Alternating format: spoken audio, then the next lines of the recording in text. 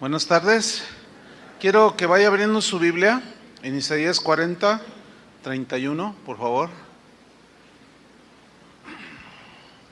El tema de hoy de nuestra serie que hemos iniciado se titula Como las águilas.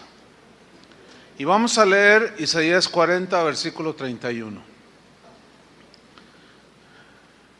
Dice así: pero a los que esperan a Jehová tendrán nuevas fuerzas, levantarán alas como las águilas, correrán y no se cansarán, caminarán y no se fatigarán.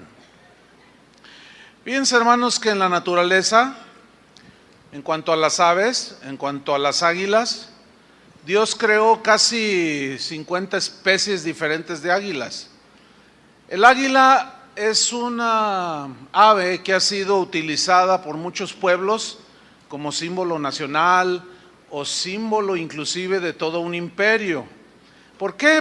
Porque el águila tiene ciertas características que se han tomado como símbolo de poderío, de autoridad, de belleza, etcétera.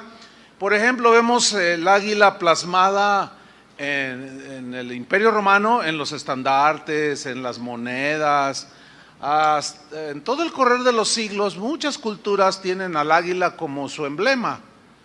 México no es la excepción. Ustedes saben que los aztecas fundaron Tenochtitlan, una señal ahí que vieron un águila que estaba devorando una serpiente, y nuestra bandera nacional tiene ese escudo, ¿sí? En el centro tiene un águila. Entonces el águila es un animal que simboliza muchas cosas y la Biblia hace metáforas de este animal. Fíjese usted que al águila se le considera una de las aves más veloces que hay entre todas las aves de la creación. Un águila puede alcanzar la velocidad en picada de hasta 250 kilómetros por hora. Eso es velocidad, ¿no? Pero solamente es superada por el halcón peregrino. Esta avecita más pequeña, pero también de esa es una variedad ahí. Esta puede alcanzar la velocidad en picada de 360 kilómetros por hora. Qué Ferrari ni qué nada, ¿verdad? No, eso realmente es potencia, ¿verdad? Entonces, vamos a ver nosotros algunas lecciones que podemos extraer de la Biblia acerca del águila. Fíjese usted que el águila es un animal que en la Biblia hace referencia a Dios, pero también al creyente. Y vamos a ver en primer lugar la simbología del águila con el Señor mismo. En primer lugar vamos a ver que en la Biblia, pues Dios mismo es el que usa esta figura del águila para referirse a sí mismo como el protector de su pueblo Israel, como el que lo cuida, como el que le provee, como el que lo protege, lo instruye, lo capacita. Dice ahí en Deuteronomio 32:11, como el águila que excita su nidada, es una comparación con Dios. Dice, revolotea sobre sus pollos, extiende sus alas, los toma. Está hablando de cómo el águila lo hace. Así Dios hizo con Israel y con todos nosotros. Los toma entre sus alas, los lleva sobre sus plumas. Y en este entrenamiento que el águila en lo natural hace, es que en el vuelo de pronto los deja caer para que el polluelo empiece a entrenarse a volar. Y como el padre o la madre águila saben que todavía no sabe volar, pues no lo dejan caer al vacío ni que se estrelle, y en el mismo vuelo lo recogen y lo entrenan, lo instruyen, lo vuelven a soltar otra vez y hasta que aprende a volar. Y así es el Señor, así fue con Israel, así es con nosotros. Dios nos instruye, nos lleva en sus alas. Dice aquí que Él hizo con Israel, que los hizo subir sobre las alturas, refiriéndose al águila, ¿sí? Y comió los frutos del campo e hizo que chupase miel de la peña, refiriéndose a la provisión como pueblo de Dios y como Él, como el Señor. En segundo lugar, vemos la grandeza del águila que simboliza a la vez la grandeza de Dios. Fíjese usted que las águilas pueden medir de la punta de su ala izquierda a la derecha hasta 3 metros. O sea, eso es algo realmente grande. Y de la punta de su pico a las plumas de su cola llega a medir hasta 2 metros. O sea, es un pajarote, como dirían, ¿no? Mi abuelita, un pajarote. Y las alas del águila son mencionadas en el Salmo 91, versículo 4, que precisamente esa grandeza de las alas de Dios, metafóricamente las habla en el Salmo 91, 4, donde dice: con sus alas te cubrirá y debajo de sus alas estarás seguro. Y aquí se refiere al águila, ¿sí? De esas inmensas alas que tienen la capacidad de proteger a sus polluelos. Habla pues de la grandeza de Dios, que Él puede proteger a cada uno de nosotros. El que habita el abrigo del Altísimo morará bajo la sombra del Omnipotente. Y luego hace la metáfora: con sus alas te cubrirá y debajo de sus alas estarás como seguro. En tercer lugar vemos la fuerza del águila. La fuerza del águila es un símbolo del poder de Dios, de la fuerza de Dios. Las águilas tienen la capacidad y la fuerza en sí mismas de levantar en peso el equivalente a entre 4 a 5 veces su mismo peso. Eso significa que son fuertes. Hablan de fuerza extrema. Para levantar 5 veces su peso, ningún ser humano así normal puede levantar 5 veces su peso. Si tú pesas 150, imagínate levantar, no sé, 600 kilos, pues está en chino, la verdad. Y la Biblia dice en Efesios 6:10, dice: por lo demás, hermanos, fortaleceos en el Señor y en el poder de su fuerza.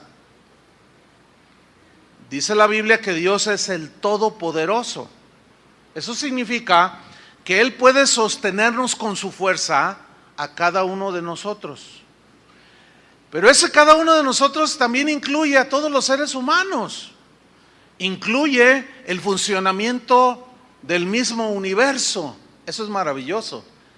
Dice la Biblia que el Señor es grande y de mucho poder. Entonces, a lo que pesamos nosotros, por decirlo de esta manera para alegorizar, todavía hay que añadirle todo lo que nos cargamos, el peso extra de las frustraciones, las amarguras, las preocupaciones, los afanes, que estamos cargados, trabajados y que traemos mucho peso encima. Aún así el Señor tiene la fuerza para sostener y levantar a cada uno de nosotros. Eso se llama poder de Dios. En Isaías 40, versículo 28, que es donde tomamos el texto primero, al inicio, búsquenlo, Isaías 40, 28, dice así: no has sabido, como que de pronto se nos olvida, no has sabido, por si alguno lo ignora, ahora ya lo vas a ver, no has sabido ¿qué? No has oído ¿qué? Que el Dios eterno es Jehová, el cual creó los confines de la tierra. Dice, no desfallece. O sea, Dios no es como nosotros, que desfallecemos y decimos, ya no podemos con estos problemas. Y desfallecemos totalmente y caemos en el desánimo y algunos en la depresión. No, Dios no. Él no desfallece, dice, ni se fatiga con cansancio. ¿Cuántas veces estamos cansados de luchar y de luchar? No sé si les pasa eso. Y de repetirse las mismas circunstancias de la vida y nos cansamos. Pero Él no se fatiga con cansancio y su entendimiento, su conocimiento, no hay quien lo alcance. Bueno, ese todopoderoso con esa fuerza inmedible, dice el versículo 29, que Él da esfuerzo ¿a quién? Al cansado. ¿Cómo estás tú ahora? Probablemente algunos se sienten bien, ¿verdad? Bien activos, optimistas, pero otros quizás pueden sentirse cansados de las luchas de la vida. cansados de luchar en oración a veces por el hijo que anda en las drogas, o el esposo que nomás no le cambia la cara de cocodrilo y sigue bien mala onda con la mujer, y la mujer ora y ora y ora, y tiene 5 años orando, 6, 7 años orando por él, y el otro se vuelve más cocodrilo y se cansa la mujer, el hombre, al ver al hijo o a la esposa, qué sé yo. Pero ahí es donde dice que como el Señor no se cansa, ¿Él qué? Da esfuerzo al cansado. Vamos a ver más adelante cuál es el secreto para que Él nos dé la fuerza. Pero sigamos avanzando. Y multiplica las fuerzas al que no tiene ningunas. ¿Te has sentido alguna vez que dices, no, ya, hasta aquí llegué? ¿Qué dice? Multiplica las fuerzas al que no tiene ningunas. Como dicen Hebreos que los héroes de la fe fueron despojados, apedreados, pero sacaron fuerza de debilidad, dice. ¿Qué significa eso? Que llegó un momento en que se sentían totalmente sin recursos propios y confiaron plenamente en Dios, y Dios les dio la fuerza, les multiplicó la fuerza, como la de Gedeón, como la del mismo Sansón, como la de David cuando se enfrentó a Goliat. Todo tiene que ver con la fe. Sigue diciendo en el versículo 30, los muchachos, dice, generalmente los muchachos pues tienen fuerza de voluntad, fuerza física, y andan ahí inquietos, pero dice que los muchachos se fatigan y se cansan, los jóvenes flaquean y caen. Y aquí, ojo, sígame con atención, versículo 31, ahí está el secreto para volar como el águila. Dice, pero los que esperan a Jehová, ¿qué? Tendrán nuevas fuerzas. Pongan mucha atención en la frase pero, o sea, se refiere a los que se cansan, desfallecen, no tienen fuerzas, y lo dice, pero los que esperan, y luego mire cómo dice, a Jehová. ¿Qué significa a Jehová? A que Dios obre, a que Dios supla. Los que esperan a que Dios actúe. El problema es de nosotros que no sabemos esperar. Ese es el problema. ¿Por qué? Porque somos impacientes. Y cuando oramos y pedimos algo a Dios, queremos que Dios nos lo conteste al otro día, o a veces le decimos, te doy 3 días para que me conteste, Señor. Y hasta le ponemos condiciones y dice Dios, no. Las condiciones aquí las pongo yo. Y el problema pues está en nosotros. Nosotros somos los que tenemos que desarrollar fe y paciencia como los antiguos, que a través de la fe y la paciencia heredaron ¿qué? Las promesas de Dios. Entonces, pero los que esperan a Jehová tendrán nuevas fuerzas. Eso fue lo que hizo Sara. Cuando aún siendo estéril, no consideró ser anciana, y por la fe concibió. Pero Dios se tardó 25 años en que ella quedara embarazada y en cumplir su promesa. Pero llegó la promesa. Pero en tanto que llegó la promesa, dice que Abraham se fortaleció en fe, dando gloria a Dios. Ahí está el secreto. Los que esperan a Jehová tendrán nuevas fuerzas. Y luego añade un rasgo del águila: levantarán alas como las águilas. ¿Qué significa levantarán alas como las águilas? Escúcheme bien. Todo lo que viene desde el versículo 29 al 30 habla de cansancio, de angustias, flaquear, caer, desfallecer, etc. Pero ¿por qué resalta que levantarán alas como las águilas? Porque el águila es una de las aves con una naturaleza muy diferente a las demás. Cuando se acerca la tormenta con vientos fuertísimos, generalmente todas las aves huyen, van y se esconden en los árboles, en los arbustos, detrás de las rocas, qué sé yo, porque dicen, no, me va a llevar el viento. Pero el águila es distinta en su naturaleza.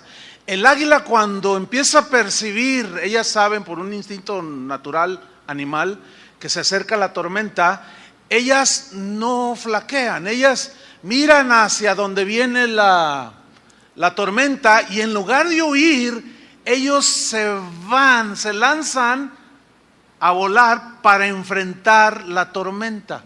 ¿Por qué? Porque ¿sabía usted que la tormenta que trae vientos que arrasan son las que precisamente impulsan al águila con esas enormes alas y la levantan, la elevan, de tal manera que llega un momento en que ella está volando encima de la tormenta? Aquí hay una enseñanza muy interesante e importante. Nosotros como águilas, ¿cuántos son águilas? Como águilas no debemos de rehuir a las tormentas, es decir, a los problemas. ¿Por qué? Porque justamente eso es lo que va a hacer que el águila, tú, yo, como águilas, levantemos las alas como las águilas y estemos encima de las circunstancias. Todo aquel que dice que es águila y que huye a los problemas de la vida está en un proceso de formación. No sabe qué es. Si es águila o gallina, pollo, no sabe. Pero bueno, luego dice, correrán y no se cansarán. O sea, correrán y no se cansarán. Wow. Caminarán y no se fatigarán. Entonces ven cómo habla de que es Dios quien en su fuerza, simbolizada por el águila, nos da un poquito de las suyas y podemos enfrentar las situaciones de la vida. ¿Qué les pareció? ¿No es grande el Señor? Bien, en cuarto lugar vemos que el águila simboliza la omnisciencia de Dios. ¿Qué significa? Mire, el águila posee en su naturaleza una vista agudísima. Es tan aguda su vista y tan clara que ella tiene la capacidad de mirar un conejo a 5 kilómetros de distancia. Cosa que al ojo humano es imposible, 5 kilómetros. Entonces cuando el águila está ahí en las alturas, volando, parada en la peña y ve que su presa se está moviendo hasta 5 kilómetros, no se le pierde de vista. A donde se mueve el conejo, el águila está viendo a su presa. Es agudísima, pero también posee otra cualidad en sus ojos. Ella tiene 2 puntos focales en ambos ojos. ¿Qué significa? Que con uno de sus ojos puede estar mirando a la lejanía con una claridad y precisión impresionante, y con el otro ojo poder mirar en su entorno cualquier otro movimiento. O sea, esto es extraordinario en la vista del águila. Y de ahí que simboliza la omnipresencia de Dios, ¿sí?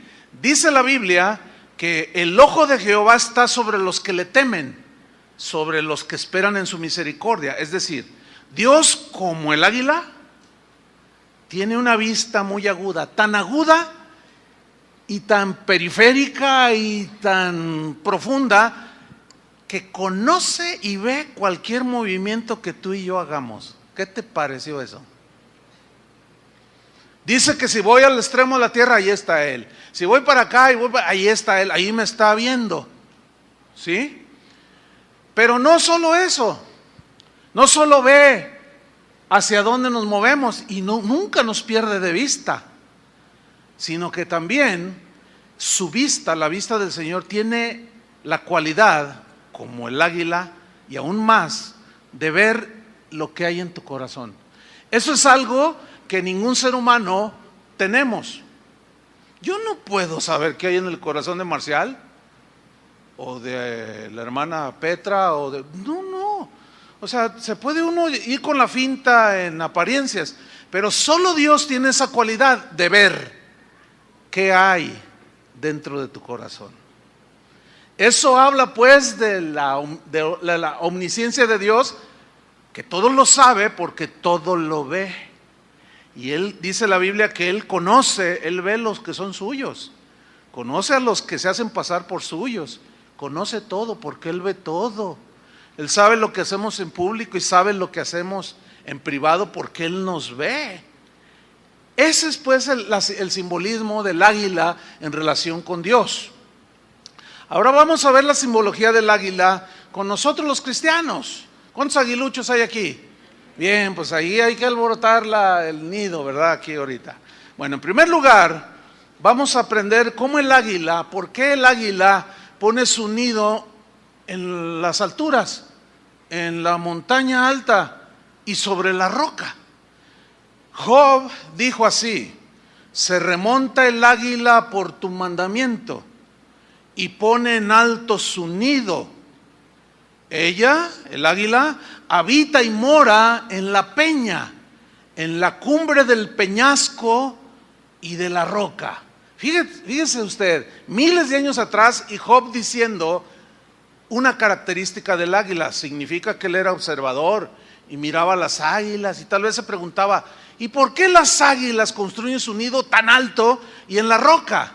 Bueno, dicen los entendidos que el águila su cerebro es 10 veces más pequeño que el de nosotros.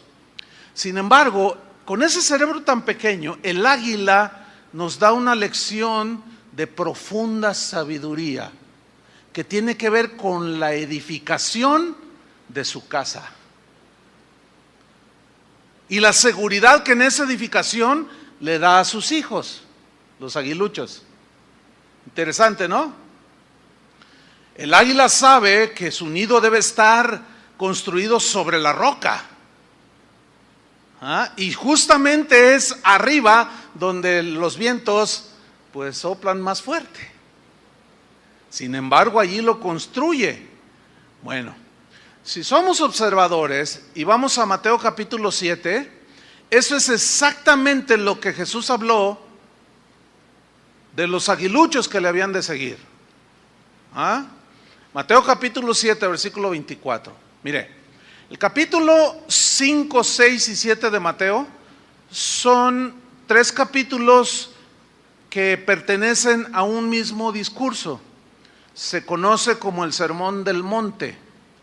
Ok, ¿le puedo dejar una tarea? En la noche lea el capítulo 5, 6 y 7 para que le quede más claro todavía. Ahora no podemos leerlos todos, pero fíjese cómo dice en el capítulo 7, versículo 24. Cualquiera pues que me oye estas palabras. ¿Cuáles son estas palabras? Lo del capítulo 5, 6 y 7, donde habla que no resistas a tu enemigo, si te maldicen, bendícelos, perdona al que te ofendió, etcétera, etcétera, etcétera, etcétera. Entonces dice el Señor: cualquiera que me oye estas palabras y las hace. Eso es muy importante. El Señor Jesús, al igual que Pablo, Pedro, los apóstoles, enseñaron que debía de haber un equilibrio, un balance entre lo que decimos que creemos y lo que hacemos, ¿sí? Por ejemplo, como lo que decía Toño hace un rato, que decía: ¿podemos apoyar a la gente que a veces no tiene ni para una comida al día? ¿Pueden hacerlo? Y después corrigió, dijo: bueno, más bien tenemos que incluirnos, ¿verdad? ¿Podemos todos hacerlo? Entonces, si nosotros somos cristianos, debemos de ser congruentes con lo que decimos que creemos, ¿no? Entonces, aquí está un ejemplo. La Biblia dice que si ves que alguien tiene necesidad, un hermano mismo en la congregación, o alguien de lo elemental, y si tú tienes, Dios te ha bendecido y cierras tu corazón, dice: ¿cómo muere el amor de Dios en ti? Y como dijo Pablo, que es mejor, que como el dicho de Jesús, es mejor que dar que recibir. Entonces, nuestro decir que de lo que creemos tiene que ir muy de acuerdo con lo que hacemos. Ese es el concepto del cristianismo. Ok, entonces sigo leyendo. El que oye esas palabras y las hace, le compararé a un hombre prudente. ¿Se acuerdan la prudencia de la serpiente? Que vimos hace 15 días, que es lúcida. Sed pues prudentes como serpiente, en sus 5 sentidos atenta, sabia.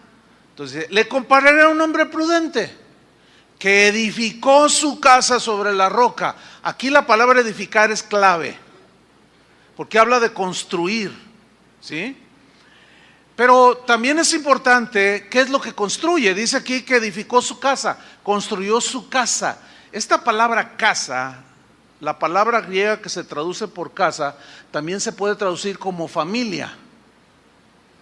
Ahora, ¿qué es lo que hace el águila en su construcción de su nido allá en las alturas, en la peña?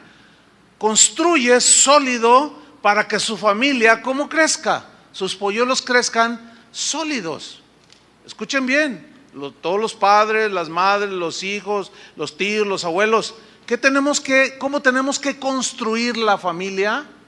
Con la palabra de Dios y en Cristo, porque la roca siempre en la Biblia es símbolo ¿de quién? De Cristo. Entonces habla de este hombre prudente que oyó e hizo y edificó su casa sobre la roca. Pero la Biblia enseña dos aspectos de familia. Uno habla de la familia terrenal, ¿sí? O sea, donde tú vives con tu esposa, tus hijos. Tú tienes que construir buenas relaciones con tus hijos, con tu esposa, cordiales. Cuando hay diferencias y hay rispidez y hay pues las cosas que suelen suceder en cualquier hogar, Dios nos ha dejado palabra para arreglar. Una de ellas es perdonar y pedir perdón. ¿Me están siguiendo? Porque esto va a ayudar a la construcción de buenas relaciones con la familia. Un padre de familia cuando se equivoca tiene que reconocerlo y pedir perdón a su esposa y a sus hijos. Cuando los hijos que están ahí en ese nido creciendo y se equivocan, tienen que aprender a pedir perdón. Eso es construir sobre la roca y muchos otros principios más que nos ayudan a construir. Pero el otro sentido es la familia de Dios. La Biblia habla que ahora pertenecemos a la familia de Dios, o sea, este familión que ahora está enfrente de mis ojos, ¿sí? Y las relaciones como hermanos en Cristo también a veces se vuelven como las relaciones en la familia. Por eso la Biblia dice que tenemos que soportarnos con paciencia, orar unos por otros. Si alguno tiene queja contra su hermano, de la manera que Cristo lo perdonó, también debe perdonarlo. De esa manera nosotros estamos edificando nuestra congregación, nuestra familia, sólidamente, ¿entienden? En Cristo, como las águilas que construyen sólido, porque dice el versículo 25, descendió lluvia y vinieron ríos, soplaron vientos. Todo esto simboliza ¿qué? Los problemas de la vida, de la vida cotidiana. Y todo esto dice, golpearon contra aquella casa, contra aquella familia, y no cayó. Estaba sólida, ¿por qué? Porque estaba fundada ¿sobre qué? Sobre la roca, como las águilas. Pero luego hace un contraste en el versículo 26. Pero cualquiera que me oye estas palabras y no las hace, le compararé a un hombre insensato, nada lúcido, todo irresponsable, despistado, que no agarra la onda, por más que se le dice y que viene a la iglesia, sigue así todo, y no da una. Bueno, este dice que oye y no hace, edificó su casa sobre la arena. Y vino lo mismo que al que edificó sobre la roca, vino la lluvia, los ríos, soplaron vientos y dieron con ímpetu, con fuerza, contra aquella casa. ¿Y qué sucedió? Cayó. Y fue grande su ruina. Algunos de ustedes vienen de hogares destrozados, en ruina. ¿Por qué? No tenían a Cristo, ¿cómo iban a construir? Lo lamentable es cuando tú ya dices que eres águila y no construyes sobre la roca. Eso es lo lamentable en el caso de algunos hermanos en Cristo o de algunas águilas en el nido de Dios. ¿Por qué? Porque oyen y no hacen, no lo viven, no construyen bien. Y al venir los problemas de la vida, su familia se desintegra. Se van los hijos, se pelean, que llega en muchas ocasiones al desastre que entiéndase divorcio. Esto no debería de ser en un hogar que dice que es cristiano. Cuando suceden cosas así es porque oyeron y no hicieron.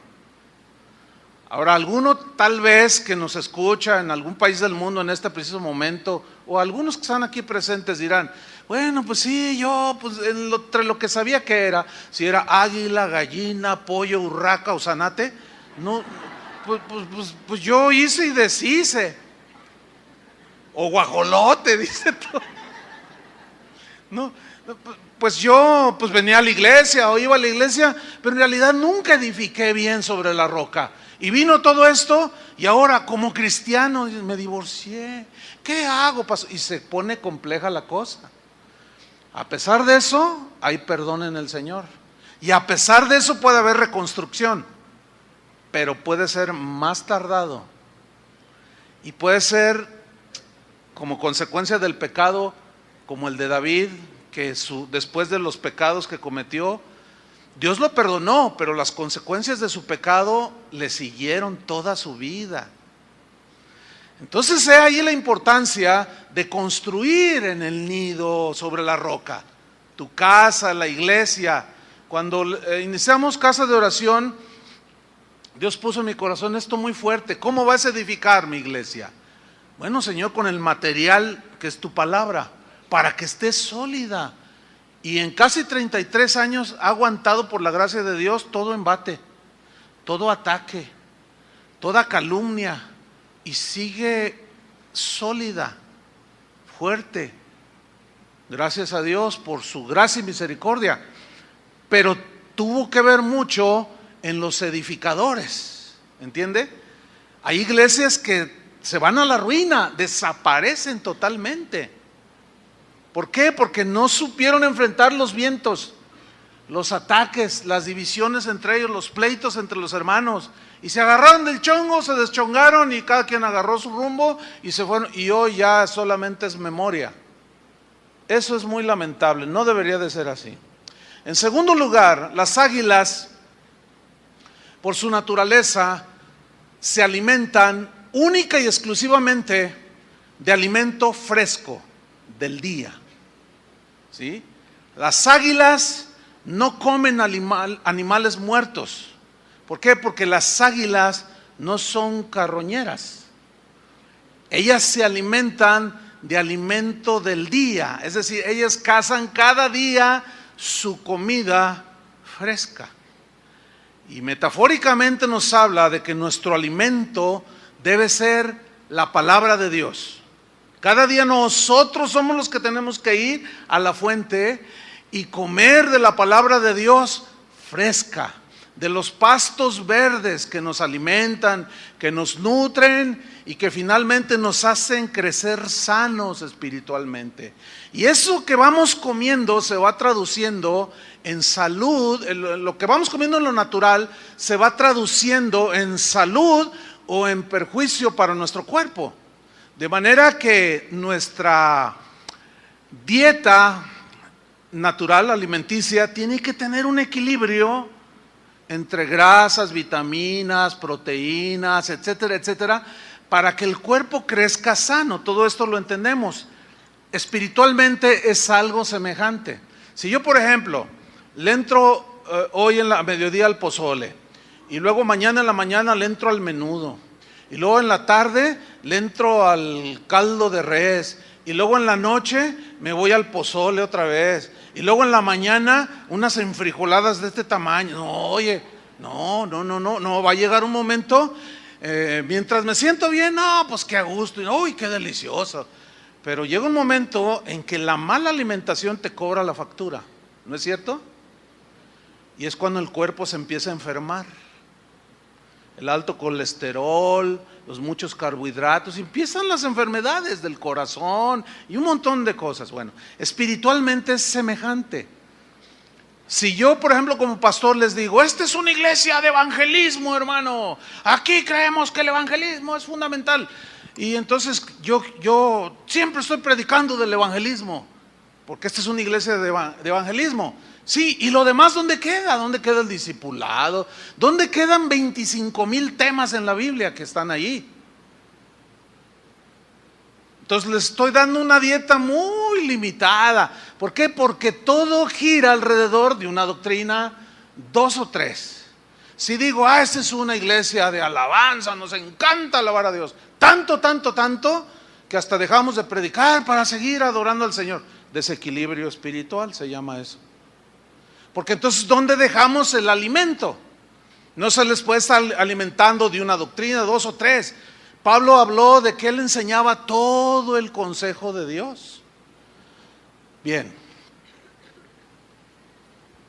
A los buitres, que son muy distintas a las águilas, a ellos sí les encanta comer animales muertos. A ellas les encanta el olor de lo podrido. Estas aves carroñeras solo buscan animales muertos. Y aquí es donde entra un conflicto, porque en la realidad algunos aguiluchos cristianos, como están en su desarrollo, o algunos cristianos ya con tiempo, en lugar de caracterizar al águila, se vuelven como buitres carroñeros. Empiezan a utilizar su aguda vista como águilas, pero en sentido negativo. Y empiezan a buscar los errores de los demás. Como tienen bien afinada la mira, les pasa a los que a Éfeso, que rechazaban los que eran falsos apóstoles, hacían esto, discernían esto, pero tengo algo contra ti, que has perdido tu primer amor, les dijo el Señor Jesús. Entonces, en lugar de manifestar y revelar las características de un águila, empiezan a caracterizar a un buitre. Y gente que se empieza a alimentar de lo muerto, entiéndase, de los errores de otros, los huelen. ¿Cómo le harán? Y lo más en las redes sociales, ¿verdad? Se agarran viendo y buscando y empiezan a ver, a escudriñar. No, tremendo. El buitre es un ave que puede estar volando por encima de un lugar hermosísimo, con bosques, un lago por acá, pequeños ríos, pastos verdes, o sea, todo un paisaje, y él estar volando encima de esa belleza natural. Pero el buitre jamás se va a fijar en lo bueno. A él no le importa lo bonito, lo bueno que tenga ahí abajo el terreno. A él le importa si dentro de esa belleza hay un animal muerto. Y a ese, miren, yo lo comprobé porque yo vivo acá cerca, está así colindando con el bosque de la primavera. Saqué un pedazo de carne, lo puse así en medio del bosque, como a 100 metros donde yo pudiera ver, y lo puse en un lugar solo, así pues que no había hierba. Mira, en 5 minutos llegaron los opilotes. Y yo me aseguré de no verlos, de verlos que no estaban rondando cerca. Pero qué olor tiene, o sea, qué manera de oler lo malo, lo putrefacto, porque ya era un pedazo de bofe y ahí medio feo. Que los gatitos ya no quisieron, pues dije, entonces llegaron esas aves tan feas. Fíjese que los buitres en su diseño son diferentes a las águilas. Los buitres tienen un pico diferente. Inclusive no tienen pelo aquí en la cabeza. Son como lampiños así. Y su pico está diseñado, póngame atención, está diseñado para que cuando encuentra un animal muerto, por ejemplo, un venado, a lo primero que se va el buitre es a las entrañas. Y le corta y empieza a penetrar, a meterse. Es impresionante eso. Tú ves un animal así y dices, ¡ay, qué terrible! El buitre simboliza a una persona que se ensaña de los errores y de las desgracias de otros. Simboliza como la crueldad. ¿Sí? Simboliza como lo asqueroso de nada más mirar los errores en los demás. Esto es algo terrible. Esos videitos que circulan en internet, que yo mencioné el otro día, de 10 minutos, donde alguien haciéndola de buitre y dándole de comer a los buitres, saca 5 minutos de esa predicación y 5 minutos de la otra predicación. Y luego dice, Chuy Olivares contra Armando Alducin. O Armando Alducin contra John MacArthur. O John MacArthur contra Paul Washer. ¿Saben qué es eso? Puro alimento de buitres. porque sacan del contexto. Es probable que uno diga errores evidentes, todos tenemos errores, pero también tiene que ver el que no todos creemos en las doctrinas secundarias, no todos creemos lo mismo. Entonces los otros los ven como errores casi heréticos o heréticos. Entonces lo que hacen es trabajar esos videos para alimentar de carroña a los buitres. La pregunta es esta: ¿usted es buitre o es águila? Si usted es águila, usted se alimentará de la palabra fresca de Dios. Si usted es buitre, se va a alimentar de los errores que publican el papá buitre, que alimenta todos sus polluelos con animales muertos, con los errores de los demás. Y no solo eso, sino que como el buitre penetra y dice, este dijo esto, voy a investigarlo, y se agarran investigando, preguntando, se meten a las entrañas del error y a veces del pecado de aquel cristiano, y lo hacen pedazos y lo publican en internet, en su Facebook, en sus páginas, y ahí se ve quién es buitre y quién es águila, porque los buitres con una avidez no pueden estar sin consultar el Face o las páginas en internet, y hasta cuando van en el camión lo prenden, encienden el teléfono y luego Facebook, y empiezan a buscar, empiezan a penetrar en el error de fulano, sultano y de mangano, y empiezan a alimentarse, y luego ya que se alimentaron de la carroña del hombre muerto, se lo comparten a todos sus amigos, que iguales de carroñeros se comen solo lo feo, lo pestilente. ¿Está entendiendo la analogía? Hermanos, ¿qué somos?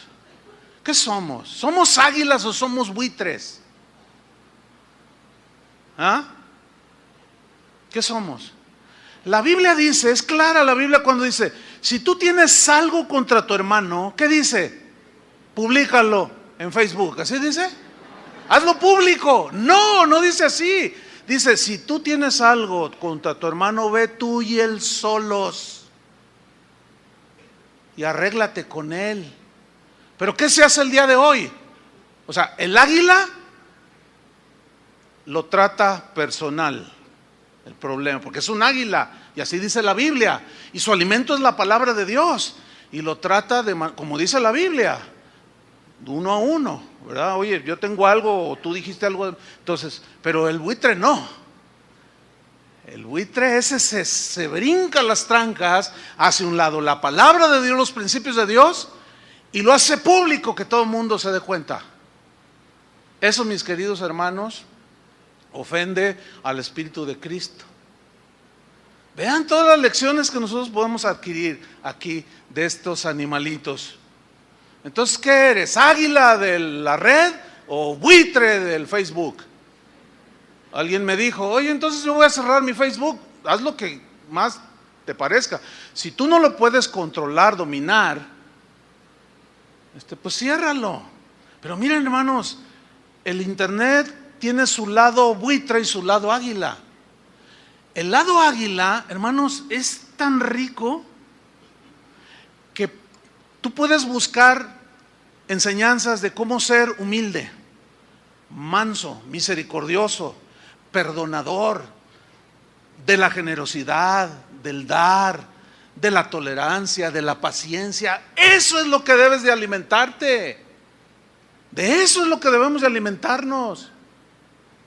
Para mí el internet ha sido de mucha bendición, porque me ha abierto un tesoro de conocimiento de la palabra, de muchos que saben mucho. Hay gente erudita, hay gente preparada que inserta ahí sus enseñanzas de las escrituras. Yo como, ahí sí, en cualquier momento yo estoy oyendo. Estoy viendo, pero cosas que van a alimentar mi espíritu, porque soy águila. ¿De qué te vas a alimentar? Están muy serios. ¿O será que hay mucho buitre aquí o qué? ¿Y uno que otro que nos escucha allí? No lo sé. Unos no saben qué son. Como decía Tony, unos piensan que son guajolotes, otros dicen, no, yo parezco aguilucho. Otros, no, yo soy gallina. Le sucede lo que aquella historia de aquel hombre que le gustaba escalar. Y iba escalando una montaña y se dio cuenta que en la punta, allá en la roca, en lo más alto, había un nido de águila. Y dijo, no, voy a escalar por ahí, voy a llegar al nido de águila. Y se esforzó y llegó. Y se paró encima así y la montaña, así la vista impresionante. Y había un nido de águila. No estaban los aguiluchos allí, o los padres águila. Estaba un huevo. Y lo agarró y lo puso en su mochila y se fue. Este hombre tenía una granja, tenía gallinas.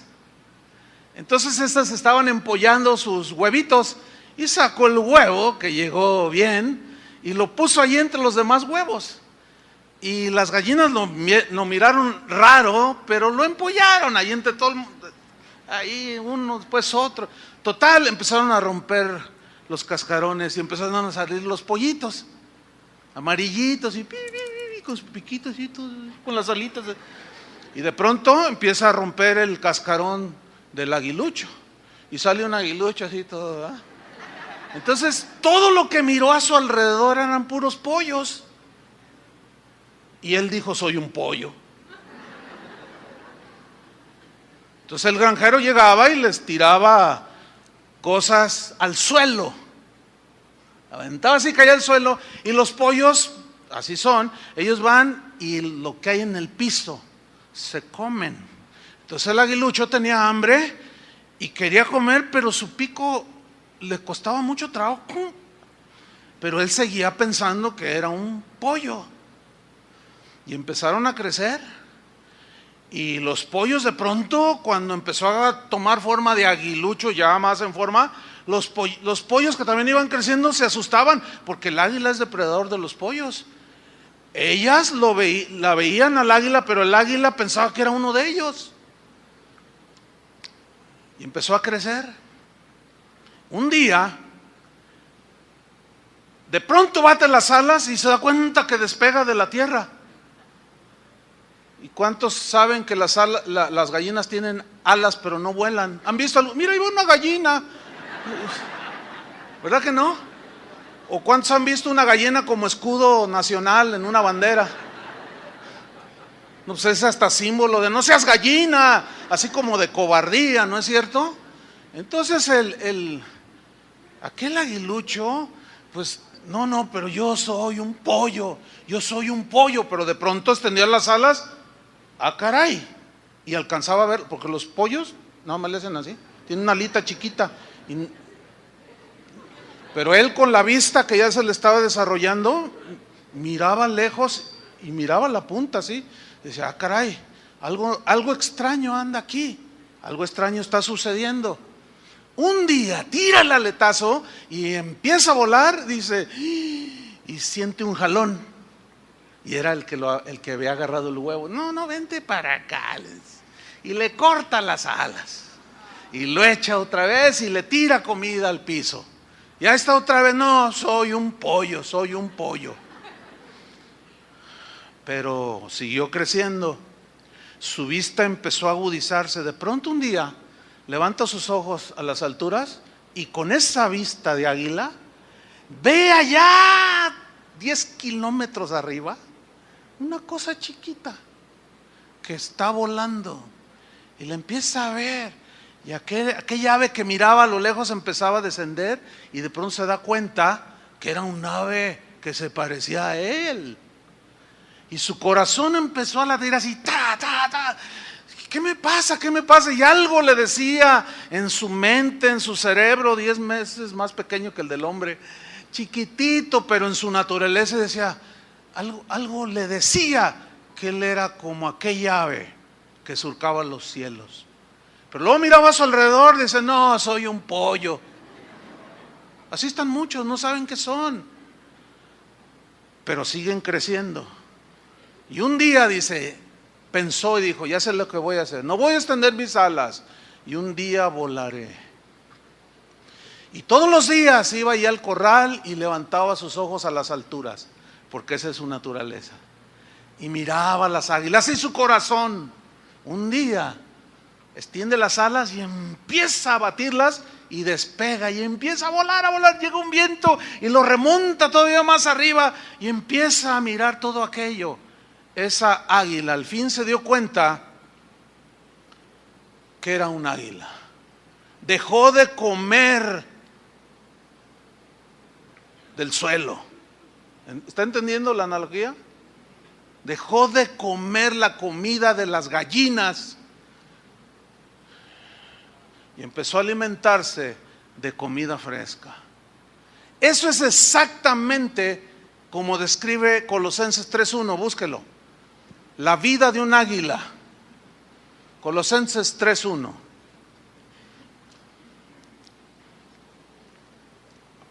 Dice así: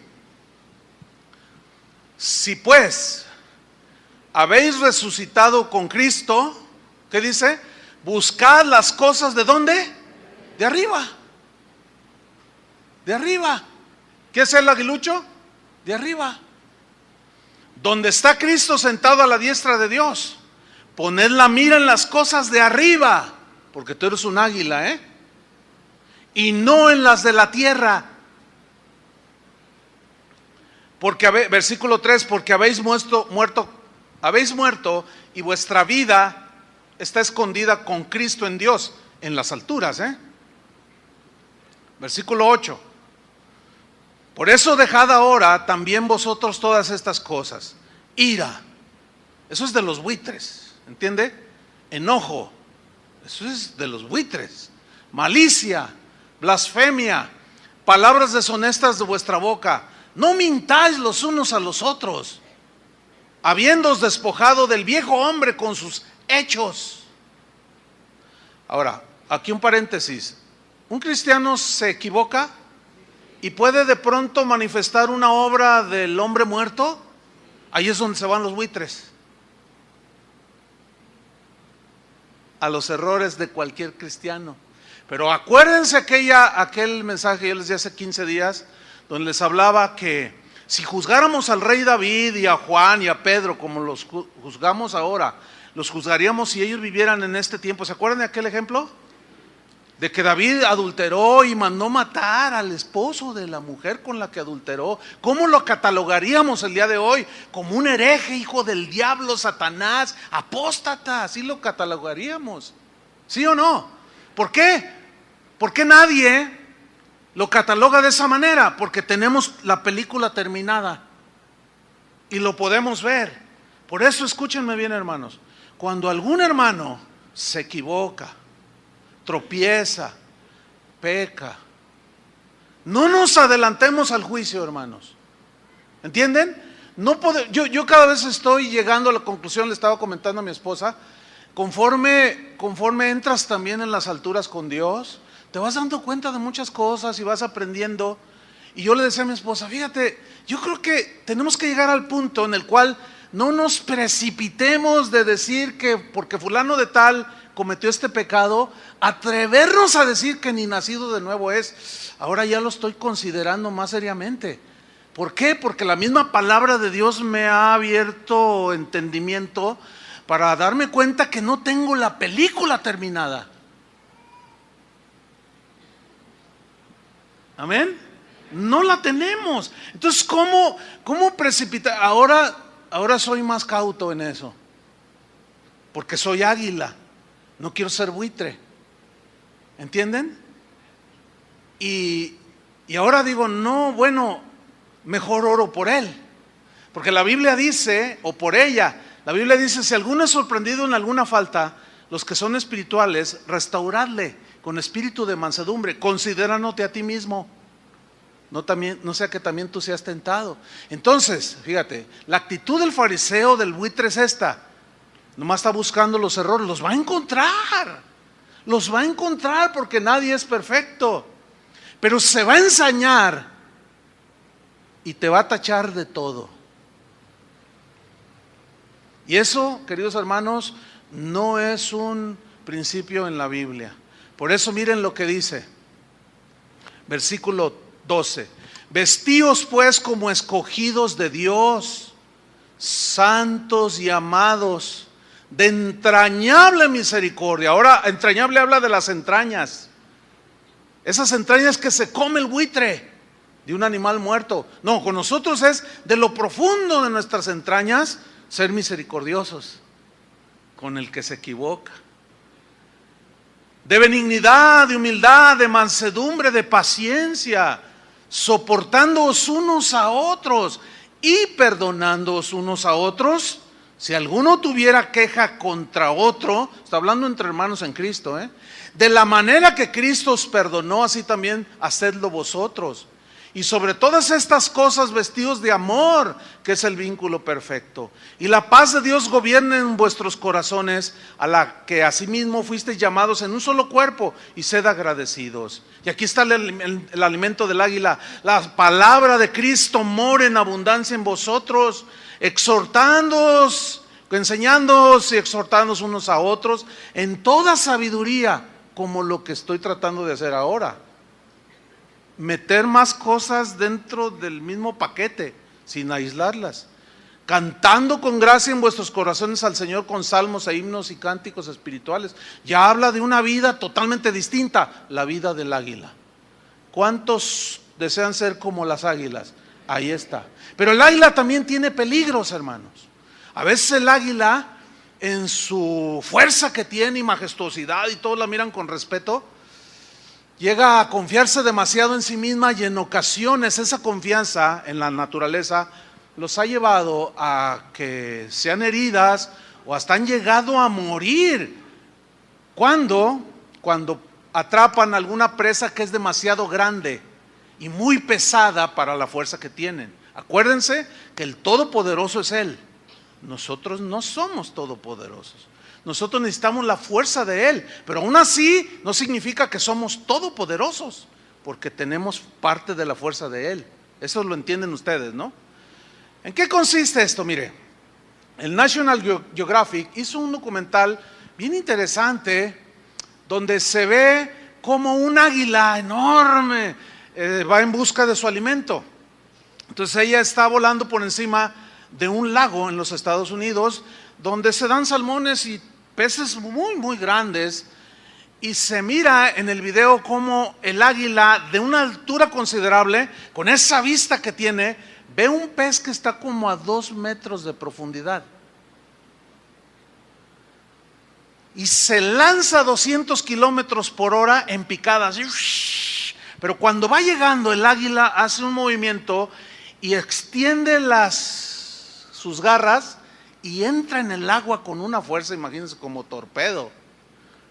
En el video no se alcanza a ver lo tremendo, pero en la realidad es impresionante. Entonces se ve que el águila llega y aún se sumerge y atrapa el pez. Y cuando sale a flote, empieza a batir sus alas y empieza a querer levantar el vuelo, pero no puede. A mí se me hizo recordar cuando he subido en esos aviones. ¿Cuáles son los más grandes, Tony? ¿747? 757. Son unas cosas, unos aviones casi de una cuadra. Y dice, ¿cómo va a despegar esto? Y cuando empiezan a agarrar pista, se siente interminable, porque se siente. Entonces cuando ya se siente que se va elevando y tú ves las luces de afuera y dices, que se suba, que se suba. No, es que te pone nervioso. Es pesadísimo esos aviones, pero van tomando fuerza. Bueno, en ese video el águila, por más que quiso levantar el vuelo, no pudo. Y el peso de ese gran pez lo hizo caer. ¿Pero por qué cayó? Sucede que el águila, cuando se dio cuenta que no podía sostener, trató de soltar ese gran pez, pero sus garras filosas y de este tamaño, así, estaban tan profundamente adheridas al pez que por más que lo quiso soltar, no pudo. El peso del pez hizo que el águila cayera en el agua y se ahogara el águila.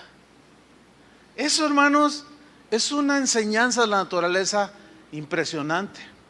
Porque muchas veces nos aferramos de cosas que nos pueden hacer caer, ¿sí? Decimos así con las garras de águila y las atrapamos y en nuestras fuerzas las llevamos, pero de pronto el peso de la amargura, el peso de la intolerancia, de la falta de perdón, el peso de la avaricia, de pronto nos damos cuenta que al querer volar como águila no podemos llegar a las alturas. Queremos soltarlo, pero no podemos, porque estamos tan agarrados que finalmente caemos en las aguas oscuras de la amargura, de la falta de perdón y de un montón de cosas. Otros están tan agarrados de las cosas de este mundo que cuando quieren soltarlas caen por el peso y se ahogan en las aguas de la insatisfacción, porque aman tanto las cosas del mundo.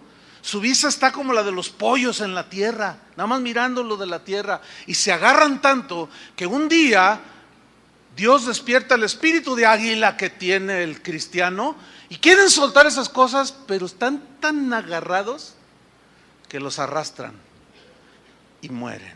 Otros han agarrado fuertemente algún pecado de tipo sexual. Algunos han agarrado tan profundamente el adulterio, la fornicación.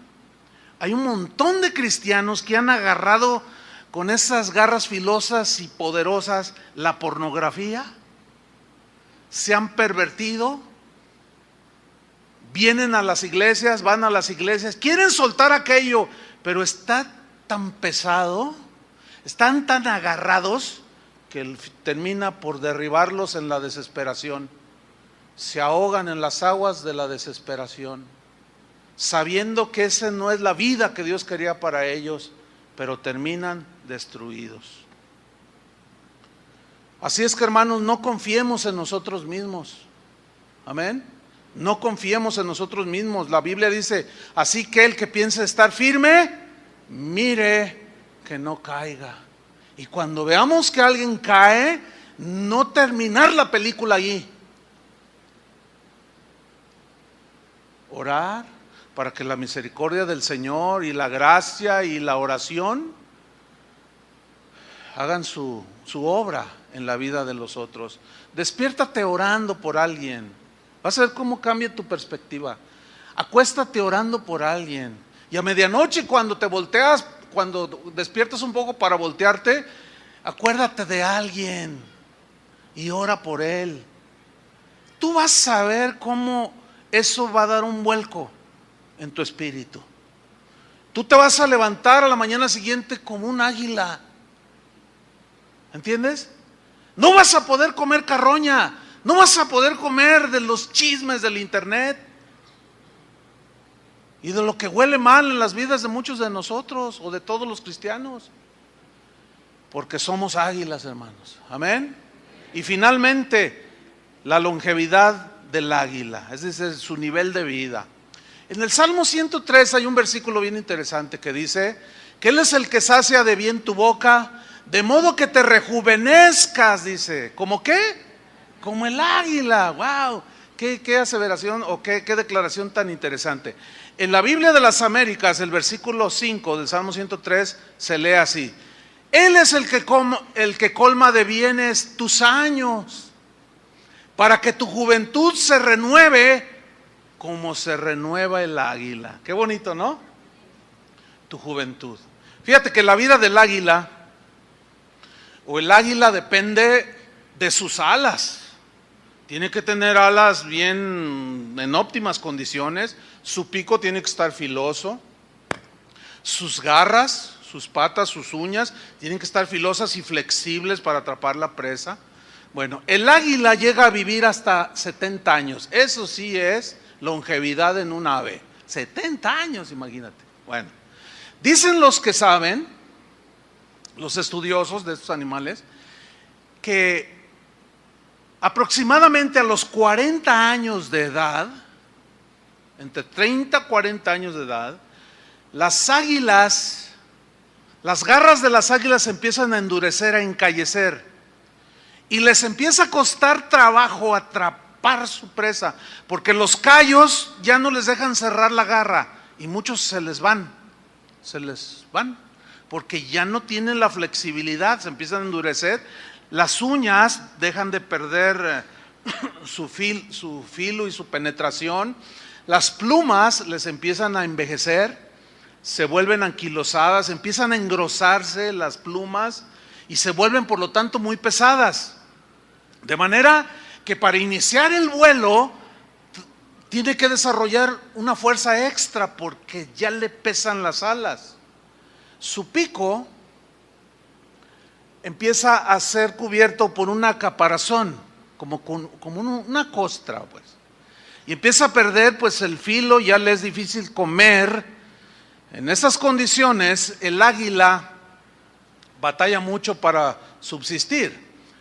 Pero en su naturaleza, el águila, fíjate esto, Dios lo puso en el águila y Dios de ahí lo rescató. Y el salmista conocía esa característica del águila y dijo que el Señor le mostraba, de modo que te rejuvenezcas como el águila. Y aquí entramos en materia, porque el águila tiene dos opciones. Una, dejarse morir. Decir, no, pues ya no pude, no me dan trabajo, mis hijos se fueron, pongo un negocio y no me funciona, y se dejan morir. Pero en su naturaleza, el águila tiene otra segunda alternativa, que es someterse a un doloroso proceso de renovación, que va a durar varias semanas. Por naturaleza, el águila escoge la segunda opción, la segunda alternativa. Ella escoge y decide entrar en el proceso de renovación. Y empieza a batir las alas que ya no la levantan ni un metro, pero empieza con una fuerza extraordinaria y logra despegar y se empieza a remontar a las alturas y empieza a buscar anhelando un viento que la eleve. Finalmente llega. ¿A dónde creen? Al nido, a la roca, y busca allí un lugar apropiado y se prepara el águila para su proceso de rejuvenecimiento. Y empieza golpeándose el pico con la roca. Y empieza ta, ta. Y usted lo puede buscar en internet, es impresionante. Y empieza ta, y empieza a sangrar. ¿Sí? Ahora, ¿cuál es la metáfora aquí con el cristiano? Aquí con el cristiano es que hay cristianos que nos empezamos a envejecer y nos empezamos a dejar de volar alto, empezamos a encallecernos, ¿sí? Las alas ya parecen de gallina, ya no volamos, empezamos a comer lo de la tierra, la carroña, ¿entiende? Y el pico, que dice un montón de cosas, tenemos, ¿quién es la roca? Cristo.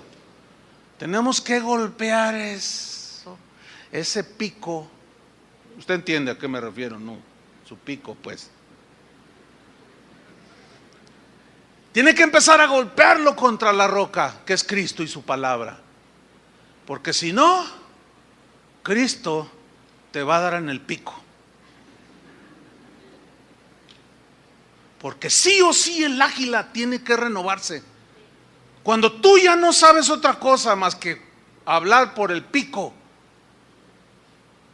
pura queja, pura crítica, pura amargura, debo decirte que has envejecido. Estás a punto de morir.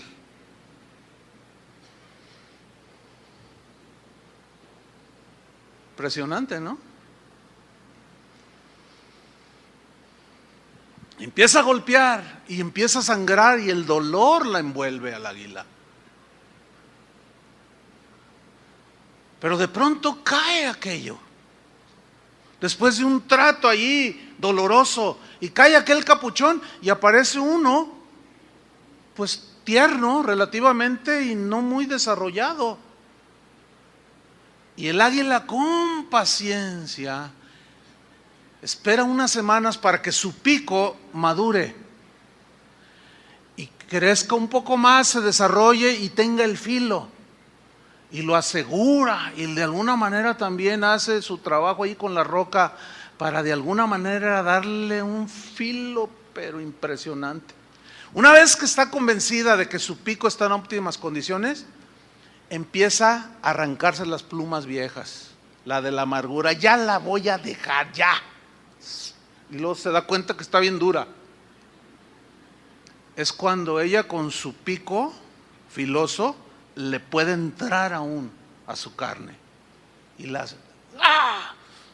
arranca y le duele su ala y empieza a quitar una pluma de la avaricia, de la falta de perdón, todo aquello que lo envejeció, todo aquello que dejaste de practicar en tu vida cristiana y envejeciste y hoy te pareces más a un buitre que a un águila, pero empiezas a rejuvenecerte y empiezas a arrancar todo, y cuando termina de hacerlo se da cuenta que debajo empiezan a crecer plumitas y se toma otro tiempo esperando que las plumas crezcan, pero le falta algo.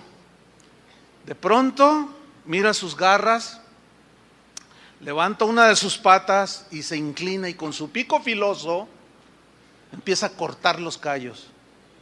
Eso sí duele. Aquello que no le permite cerrar y que no tiene flexibilidad, empieza a rejuvenecerse entonces el águila. Y empieza a cortar y empieza a sangrar. Y algunas de sus uñas ya perdieron el filo, están quebradizas, están viejas, envejecieron. Y con su pico, cual bisturí, hace un corte. Esto es tremendo, hace un corte, lo agarra la uña y la arranca de raíz, hermanos. Eso duele. Eso duele. Pero al cabo de un tiempo empiezan a salir uñas nuevas. La planta de su garra ya está flexible. Llega un momento en que el águila se da cuenta que ya está lista. Se para en la roca, da unos aletazos y empieza su vuelo para vivir otros 30 años. Aquí la pregunta es, o te mueres o te rejuveneces. Y eso ya es algo que cada quien hace. Amén. A todos nos llega. Yo tengo casi 40 años en los caminos del Señor. Pues así como que algunas plumas viejas hay que empezarlas a cortar. ¿Sí? Y empiezas a madurar, empiezas a crecer. Si estás alimentándote del alimento del águila, te empiezas a dar cuenta que el beneficio de perdonar, el privilegio de interceder por otros, aunque te hayan hecho lo que te hayan hecho, tú ya no los miras con rencor, sino los ves con paciencia y dices, no, esta águila está vieja, Señor, llévala al proceso de rejuvenecimiento. Y tú empiezas a orar, a interceder y entras en las alturas con Dios. Pero eso ya es algo totalmente personal. ¿Cuál es tu condición? Yo sé la mía. Pero si tu condición es de amargura, resentimiento, de calumniar, de crítica constante, de todo eso, estás viejo. Necesitas rejuvenecer como el águila para que te dé otros 30 años y puedas disfrutar las alturas con el Señor. ¿Cuántos quieren volar alto? Como las águilas. Oremos. Señor, te damos gracias por tu palabra. Gracias porque tú nos enseñas tantas cosas, Señor. Gracias porque con este ejemplo de las águilas tú nos mostraste que nos cuidas como el águila cuida a sus polluelos, que los instruye, los enseña a volar. Tú nos enseñas, Señor, nos instruyes, nos enseñas a vivir la vida cristiana, nos das instrucciones, nos das reprensiones, nos das dirección, nos provees todo, Señor. Gracias porque tú eres como esa águila, Señor, fuerte, que puedes sostenernos en medio de nuestras debilidades y problemas. Gracias, Señor, porque tu poder está para bendecirnos a nosotros. Y gracias, Señor, porque tú tienes una vista tan aguda que no puedo perderme de tu vigilancia, Señor, pero esto es para mi bien. Danos, Señor, la sabiduría de construir nuestra casa, nuestra familia, nuestra iglesia sobre la roca. Queremos ser prudentes y sabios. Queremos alimentarnos de tu palabra que exalta lo bueno, lo puro, lo santo, lo justo. No queremos ser como los buitres que se alimentan de animales muertos, de carroña, de los errores de los demás. Ayúdanos, Señor, a tener dominio y control cuando busquemos cosas en el internet. No seguir el juego de los buitres que exponen lo pestilente, los errores de los demás de una manera indiscriminada, cruel, sin sentimiento. Nosotros somos, Señor, águilas. Queremos ser como águilas para volar alto. Líbranos de la confianza en nosotros mismos, Señor, porque esto nos puede llevar a agarrar cosas que después, al quererlas soltar, es demasiado tarde y podemos morir.